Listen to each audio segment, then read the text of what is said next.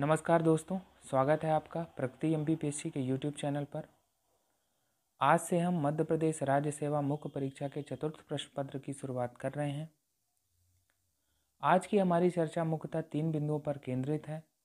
सबसे पहले हम इस पेपर के पैटर्न को लेकर एक अपनी समझ बनाएंगे। दूसरा, इसके पाठ्यक्रम पर एक विस्तृत चर्चा करेंगे। और तीसरा, मेरा तरीका क्या होगा, मैं किस यूनिट से प्रारंभ करूंगा, इस पर भी एक चर्चा करेंगे।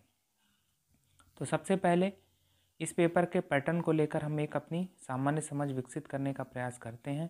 मध्य प्रदेश राज्य सेवा मुख्य परीक्षा का चतुर्थ प्रश्न पत्र 5 इकाइयों में विभाजित है और इसके लिए 200 अंक निर्धारित किए गए हैं।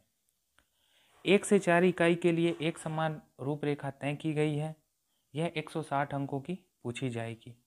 इसके अंतर्गत अति लघुत्तरी, लघुत्तरी और दीर्घोत्तरी प्रश्न पूछे जाएंगे। अति लघुत्तरी प्रश्नों की शब्द सीमा 10 शब्द या 1 पंक्ति है।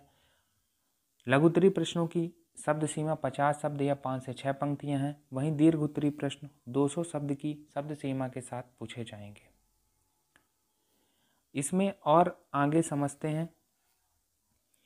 1 इकाई से 5 अति लघुत्तरी प्रश्न पूछे जाएंगे। एक अति लघुत्तरी के लिए 2 अंक निर्धारित हैं। इस प्रकार से 1 इकाई से 10 अंकों के अति लघुत्तरी प्रश्न पूछे जाएंगे। इसी प्रकार 1 इकाई से 2 लघुत्तरी प्रश्न पूछे जाएंगे। एक लघुत्तरी के लिए 5 अंक निर्धारित हैं। इस प्रकार से यह भी 10 अंकों के पूछे जाएंगे। 1 इकाई से 1 दीर्घोत्तरी प्रश्न पूछा जाएगा। एक दीर्घोत्तरी के लिए 20 अंक निर्धारित हैं। इस प्रकार से यह भी 20 अंकों के पूछे जाएंगे। तो अगर हमें इस बात की जानकारी चाहिए कि 1 इकाई से कितने अंकों का पूछा जाएगा, जब हम इनको जोड़ देते हैं तो हमें 40 प्राप्त होता है। अर्थात 40 अंक प्रति इकाई से पूछे जाएंगे। तो 4 इकाइयाँ हैं तो 160 अंक हो गए। थोड़ा और आगे चलते हैं। हमने 5वीं इकाई कहा है कि 40 अंक की पूछी जाएगी। 5वीं इकाई केस स्टडी से संबंधित है। एक केस स्टडी के लिए 20 अंक निर्धारित हैं। ऐसी 2 केस स्टडीज पूछी जाएंगी तो यह 40 अंकों की पूछी जाएगी। इसमें और आगे चलते हैं और मध्य प्रदेश राज्य सेवा मुख्य परीक्षा के चतुर्थ प्रश्न पत्र में कितने प्रश्न पूछे जाएंगे, इसकी एक संभावित संख्या के बारे में जानकारी लेते हैं। हालांकि इस संदर्भ में आयोग ने यह निर्देश दे रखा है कि प्रश्नों की संख्या आवश्यकता अनुसार बदली जा सकती है, फिर भी हम एक संभावित संख्या जानने की कोशिश करते हैं। हम जानते हैं कि 1 इकाई से 5 अति लघुत्तरी प्रश्न पूछे जाएंगे। ऐसी 4 इकाइयाँ हैं तो इनकी संख्या हो गई 20। इसी प्रकार 1 इकाई से 2 लघुत्तरी प्रश्न पूछे जाएंगे। ऐसी 4 इकाइयाँ हैं तो इनकी संख्या हो गई 8। दीर्घोत्तरी प्रश्न 1 इकाई से 1 पूछा जाएगा। ऐसी 4 इकाइयाँ हैं तो इनकी संख्या हो गई 4। और हमने पहले ही बात कर ली है कि 2 केस स्टडीज़ पूछी जाएंगी। जब हम इनको जोड़ देते हैं तो हमें कुल संभावित प्रश्नों की संख्या जो प्राप्त होती है वो है 34। अब हम ये समझ लेते हैं कि कितने अंकों के अति लघुत्तरी, लघुत्तरी और दीर्घोत्तरी प्रश्न इस प्रश्न पत्र में पूछे जाएंगे। तो अभी हमने कहा कि लगभग 20 अति लघुत्तरी प्रश्न पूछे जाएंगे। एक अति लघुत्तरी के लिए 2 अंक निर्धारित हैं तो 40 अंकों के अति लघुत्तरी प्रश्न इस प्रश्न पत्र में पूछे जाएंगे। 8 लघुत्तरी प्रश्न पूछे जाएंगे। एक लघुत्तरी के लिए 5 अंक निर्धारित हैं तो इस प्रकार से यह भी 40 अंकों के पूछे जाएंगे। 4 दीर्घोत्तरी प्रश्न पूछे जाएंगे। एक दीर्घोत्तरी के लिए 20 अंक निर्धारित है तो ये 80 अंकों के होंगे। केस स्टडीज़ की पहले ही बात कर ली गई है कि यह 40 अंकों की पूछी जाएगी। जब हम इन सबको जोड़ देते हैं तो हमें 200 अंक प्राप्त हो जाते हैं। और इसमें आगे चलते हैं और ये समझते हैं कि कितनी शब्द सीमा हमें 3 घंटे में लिखनी है।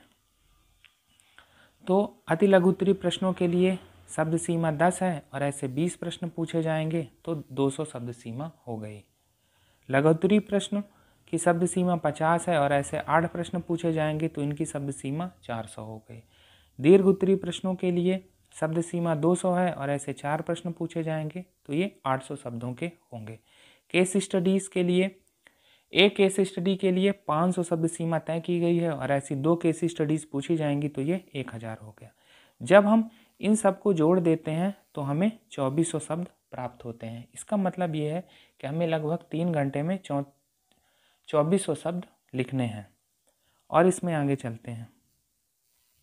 आज की हमारी चर्चा का दूसरा बिंदु है इसके पाठ्यक्रम पर चर्चा। जैसा कि हम जानते हैं कि यह प्रश्न पत्र 5 इकाइयों में विभक्त है और इकाई 1 दार्शनिक विचारकों एवं समाज सुधारकों से संबंधित है। यहाँ पर हमें 2 तरह के दार्शनिक विचारक समाज सुधारक मिलेंगे, जो भारतीय होंगे और जो पाश्चात्य होंगे। पाश्चात्य विचारकों में सुकरात, प्लेटो और अरस्तु हैं। वहीं भारतीय विचारकों में महावीर, बुद्ध, आचार्य शंकर, चारवाक, गुरु नानक, कबीर, तुलसीदास, रविन्द्रनाथ टैगोर, राजा राम मोहन राय, सावित्रीबाई फुले, स्वामी दयानंद सरस्वती, स्वामी विवेकानंद, महर्षि अरविंद और सर्वपल्ली राधाकृष्णन। जब भी हम इन विचारकों को पढ़ेंगे, इसके साथ ही विगत वर्षों में जो भी प्रश्न पूछे गए हैं उनको भी हल करने का प्रयास करेंगे। इसमें एक बात और समझना है कि जब हम इस इकाई का अध्ययन करेंगे उसके साथ ही हम द्वितीय प्रश्न पत्र का पार्ट ए और उसका इकाई 4 भी डिस्कस करेंगे, जो भारतीय राजनीतिक विचारकों से संबंधित हैं, जिसके अंतर्गत कौटिल्य, महात्मा गांधी, जवाहरलाल नेहरू, सरदार पटेल, राम मनोहर लोहिया, BR अम्बेडकर, दीनदयाल उपाध्याय, जयप्रकाश नारायण को सम्मिलित किया गया है। इसमें एक और बात है जो हमें समझ लेनी चाहिए कि ऐसे विचारक और समाज सुधारक जो हमारे पाठ्यक्रम का हिस्सा हैं, अगर उनसे संबंधित प्रश्न पूछा जाता है तो उसको हल करने में हमें बहुत ज़्यादा समस्या नहीं होगी। लेकिन जब ऐसे विचारकों से संबंधित प्रश्न आएंगे जो हमारे पाठ्यक्रम का हिस्सा नहीं है, तब हमारी क्या अप्रोच होगी। जैसे वर्ष 2016 में 2 प्रश्न पूछे गए। एक प्रश्न वुडरो विल्सन के सिद्धांत संबंधित है, वहीं दूसरा प्रश्न एडगर सेन के विचारों से संबंधित है।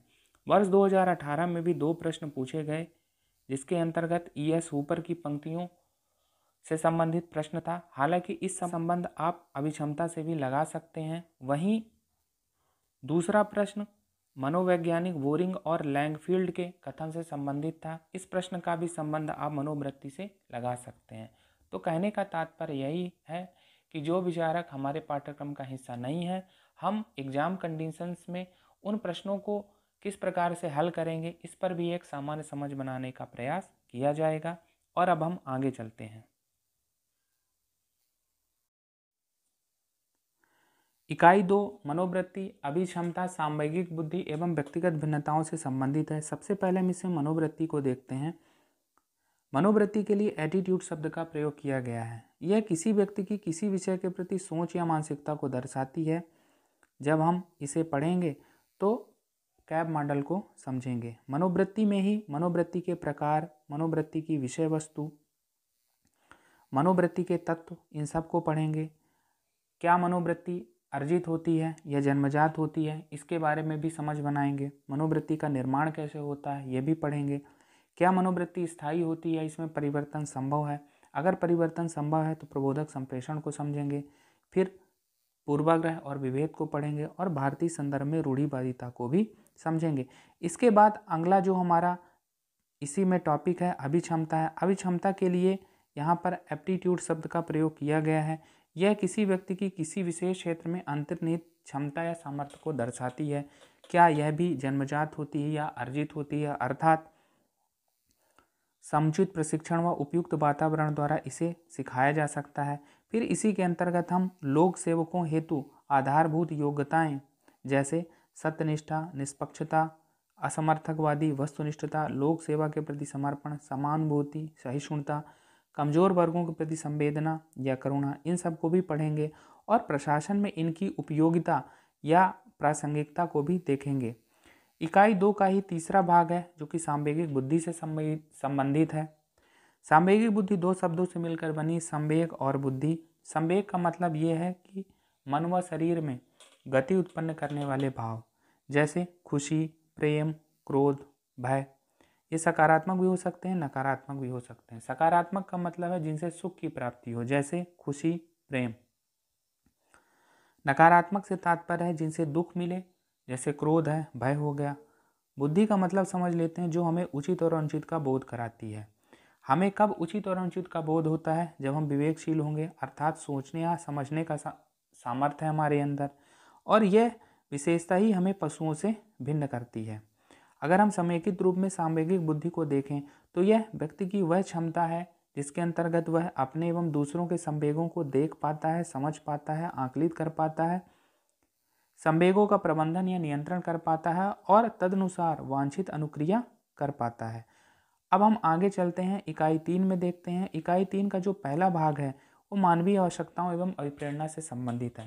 अभिप्रेरणा का सामान्य अर्थ है लक्ष्य प्राप्ति हेतु आगे बढ़ने के लिए प्रेरित करने की प्रक्रिया। ये लक्ष्य व्यक्तिगत और सांगठनिक दोनों हो सकते हैं और प्रेरित करने की प्रक्रिया आंतरिक भी हो सकती है, बाह्य भी हो सकती है।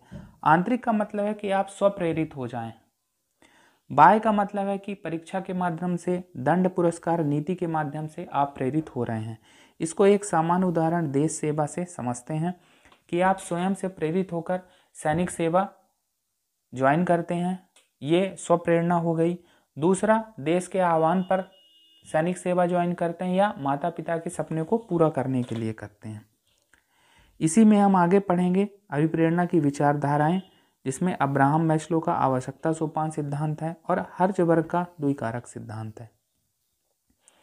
इकाई 3 का ही दूसरा भाग है लोक प्रशासन में नैतिक सद्गुण एवं मूल्य। नैतिक सद्गुण के लिए यहाँ इथिक्स शब्द प्रयोग हुआ है, तो हम इथिक्स, मोरालिटी और वैल्यूज़ को पढ़ेंगे। फिर लोक प्रशासन, लोक सेवा, सिविल सेवा जैसे शब्दावलियों की एक सामान्य समझ बनाएंगे। फिर प्रशासन में नैतिक तत्व, सत्यनिष्ठा, उत्तरदायित्व, पारदर्शिता को पढ़ेंगे। पारदर्शिता के अंतर्गत ही सूचना का अधिकार और सिटीजन चार्टर को पढ़ेंगे।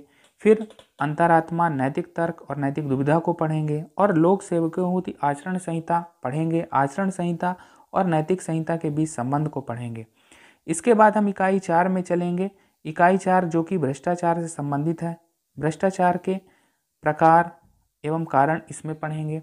भ्रष्टाचार का प्रभाव पढ़ेंगे। भ्रष्टाचार को अल्पदम करने के उपाय पढ़ेंगे।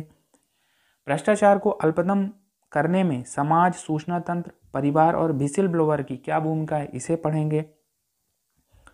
भ्रष्टाचार पर राष्ट्रसंघ की घोषणा को पढ़ेंगे। भ्रष्टाचार का मापन पढ़ेंगे। ट्रांसपेरेंसी इंटरनेशनल को पढ़ेंगे और लोकपाल एवं लोकायुक्त को पढ़ेंगे। इकाई 5 जो कि केस स्टडी से संबंधित है, इसमें एक लाइन लिखी गई है कि पाठ्यक्रम में सम्मिलित विषय वस्तु पर आधारित। इसका तात्पर्य यह है कि 1 से 4 यूनिट में जो भी पूछा गया है उसी संबंधित केस स्टडी भी पूछी जाएगी। तो जब हम 1 से 4 यूनिट पढ़ लेंगे तो फिर इसके बाद हम इकाई 5 को प्रारंभ करेंगे और इस प्रकार से हम संपूर्ण सिलेबस को कवर करेंगे। और आज की हमारी चर्चा का जो तीसरा बिंदु यह है कि मेरा तरीका क्या होगा, मैं किस यूनिट से प्रारंभ करूंगा, इस बात की भी चर्चा कर लेते हैं। तो मैं इकाई 3 से प्रारंभ करूंगा और इकाई 3 के दूसरे टॉपिक लोक प्रशासन में नैतिक सद्गुण एवं मूल्य से प्रारंभ करूंगा। इसके बाद मानवीय आवश्यकता एवं अभिप्रेरणा पढ़ेंगे। इसके बाद इकाई 2 पढ़ेंगे जो मनोवृत्ति, अभिक्षमता, सांवेगिक बुद्धि और व्यक्तिगत भिन्नताओं से संबंधित है। इसके बाद इकाई 4 पढ़ेंगे जो कि भ्रष्टाचार से संबंधित है। इसके बाद इकाई 1 पढ़ेंगे जो दार्शनिक विचारकों और समाज सुधारकों से संबंधित है और अंत में इकाई 5 पढ़ेंगे जो कि केस स्टडीज से संबंधित है। एक चीज़ मैं और बता देता हूँ कि जब भी हम कोई टॉपिक पढ़ेंगे तो उसके बाद विगत वर्षों में जो भी प्रश्न पूछे गए हैं उन प्रश्नों का हल निकालने की कोशिश करेंगे और एक मॉडल उत्तर लिखने की भी कोशिश करेंगे। इस वीडियो के जो भी PDF होंगे हम अपने टेलीग्राम चैनल में शेयर करेंगे और जब भी हम अगली बार मिलेंगे तो इकाई 3 से अपना डिस्कशन स्टार्ट करेंगे। इस लेक्चर में फ़िलहाल इतना ही। धन्यवाद।